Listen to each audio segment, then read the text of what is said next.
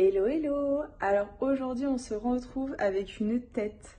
Je sais pas si vous vous rendez compte à quel point je suis gonflée. Ma super amie m'a appelée ce matin parce que voilà, je ne sais pas si on se rend compte, les jambes elles ont, mais le volume c'est un truc de fou. Regardez, je suis à 52 kilos de sang. Et là, je suis genre juste dégoûtée puisque lorsque je me suis pesée à mon retour, j'étais à 51,3.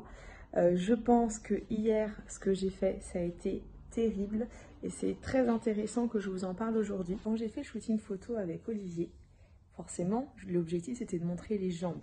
Donc de montrer les bleus, les points de suture. Je sais, j'ai changé de look entre temps parce qu'en fait la vidéo s'est coupée.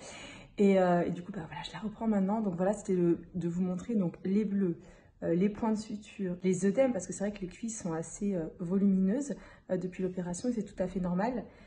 Et le problème, c'est que je suis restée franchement au moins 1h30 sans le collant. Et c'est tellement, en fait, franchement, je me suis mis en danger et je ne suis pas très fière de moi.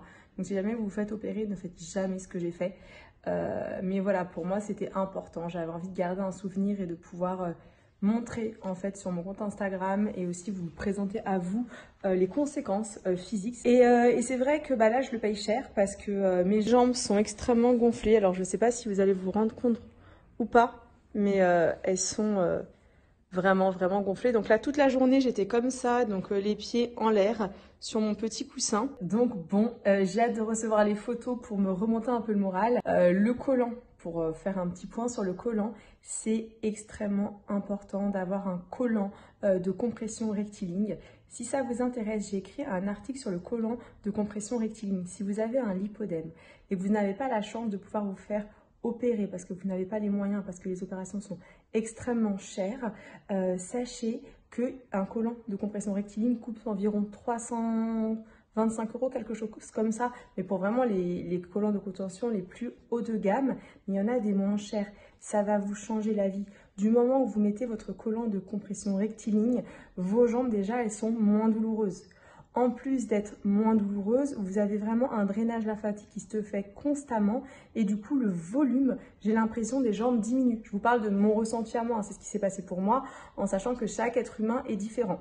Donc vraiment c'est super important et je vous invite à lire l'article que je mets juste en dessous si jamais vous avez envie voilà, de vous offrir un collant de compression rectiligne. Et maintenant du coup qu'est-ce que je pourrais vous dire? En gros j'attends. J'attends des personnes pour un grand projet qui va se passer en septembre. Voilà, je ne peux pas vous en dire plus, mais en ce moment, pas mal de choses bougent pour moi et je suis très contente parce que ça me permet de passer une convalescence assez active. Et c'est vraiment important parce que voilà, quand on se fait opérer, qu'on est un peu immobilisé, faut essayer de travailler au maximum. Mes petits warriors, on se retrouve comme hier soir en mode... Allez, dis-le dans les commentaires. Panda. Donc voilà, ben, la journée, elle s'est passée, comment vous dire, assez difficilement pour tout vous dire. Aujourd'hui, c'est une journée qui est un petit peu sans, mais ça va quand même. Je vais vous montrer tout de suite l'état de mes jambes. Donc voilà, il est à peu près 21 h. Les jambes sont vraiment très gonflées. Je ne sais pas si on s'en rend compte. Et elles sont douloureuses, elles sont un petit peu dures. Et au niveau du visage, je ne sais pas si vous allez vous en rendre compte, mais voilà, je suis gonflée. Donc voilà, je pense que vraiment le shooting photo d'hier, c'était pas une bonne idée. Après, je pense aussi que c'est normal, en fait, c'est voilà, c'est l'opération, ça fait une semaine. Je me rappelle que une semaine après l'opération, après la première opération, j'avais eu un risque de phlébite, j'avais eu extrêmement peur. Donc je pense que la semaine prochaine, ça ira mieux. Niveau alimentaire, parlons-en un peu. Clairement, j'ai un problème avec le Nutella. Voilà, j'ai un gros problème avec le Nutella. Je sais pas, il m'appelle beaucoup, donc je ne sais pas pourquoi.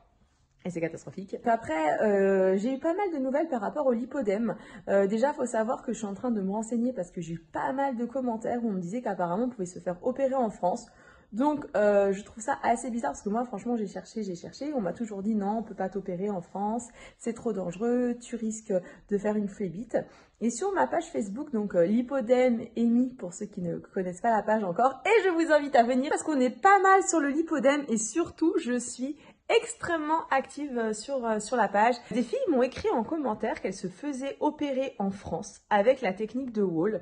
Donc je suis en train de voir pour contacter un petit peu les chirurgiens français que je n'ai jamais eu à ma connaissance et voir un petit peu comment comment ils fonctionnent de leur côté pour qu'on puisse comparer entre les chirurgies en Allemagne, les chirurgies en France, puisque pour moi en France il n'y avait que la méthode avec la méthode de Thal, la méthode en tumescence, j'ai inventé un mot là tout de suite. D'ailleurs, pour ceux qui se demandent la différence, c'est quoi la différence entre la technique de Wall, donc celle que j'ai subie, et la liposuction classique, donc celle qu'on appelle la liposuction de Thal, ou Toll, mais je pense que c'est Thal. Je vous mets un lien juste en dessous, cliquez dessus, vous verrez. C'est un article que j'ai écrit sur mon blog et vraiment j'explique vraiment tout. Voilà, j'ai fait une grosse recherche là-dessus. En fait, voilà, c'est vraiment petit à petit que les choses avancent, ça prend du temps. De mon côté, j'ai pas envie de vous donner des informations erronées, mais sachez que voilà, je me mets en rapport avec pas mal de personnes par rapport au lipodème, le fait de passer dans l'émission 7 à 8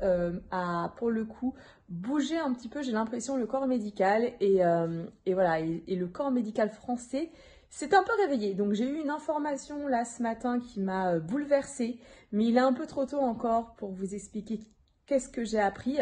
Mais si c'est ça, c'est... je pense que vous allez être surprise, mais voilà, je vais faire des petites recherches et quand je serai sûre, mais sûre de mon coup, je vous dirai tout ça. Donc on ne lâche rien, le combat continue en mode #warrior forever. Et là, je pense que je vous ai tout dit. Non, vous vous demandez peut-être, je vous ai dit tout à l'heure, je vous ai laissé en vous disant, bon, voilà, il y a des personnes qui arrivent pour mon gros projet.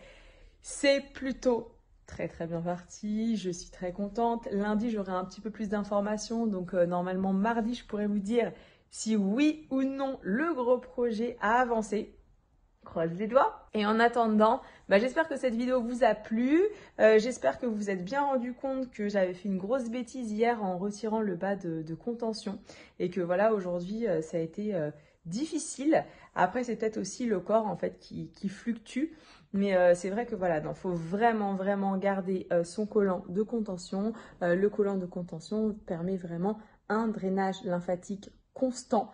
Et c'est ça qui va faire que, que l'eau voilà, va être drainée, va être évacuée dans les urines et que la graisse va continuer de se liquéfier. Sur ce, mes petits warriors, je vous envoie un immense gros bisou en mode panda. Faut vraiment que je trouve un mascara qui ne coule pas en dessous. Si vous en avez un, dites-le moi parce que là, franchement, c'est la catastrophe. Allez, gros bisous et à demain 18 h pour une nouvelle vidéo en espérant que les jambes aient dégonflé. Bisous!